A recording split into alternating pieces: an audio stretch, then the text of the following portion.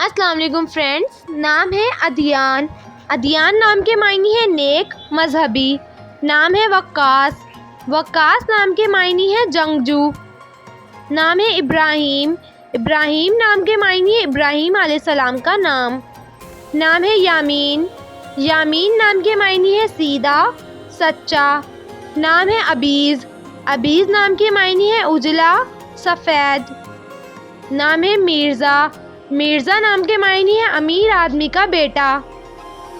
نام ہے حشمت۔ حشمت نام کے معنی ہے دبدبا، رعب۔ نام ہے ارمان۔ ارمان نام کے معنی ہے آرزو، تمنا۔ نام ہے زمان۔ زمان نام کے معنی ہے ذمہ دار۔ نام ہے مصباح۔ مصباح نام کے معنی ہے چراغ۔ نام ہے حمص۔ حمص نام کے معنی ہے آواز۔ نام ہے دمیر۔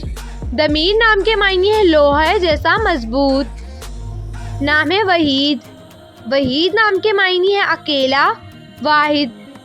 نام ہے بدرو۔ بدرو نام کے معنی ہے پورا چاند۔ نام ہے بہگت۔ بہگت نام کے معنی ہے خوشی، مسرت۔ نام ہے برق۔ برق نام کے معنی ہے چمکتا ہوا، روشن۔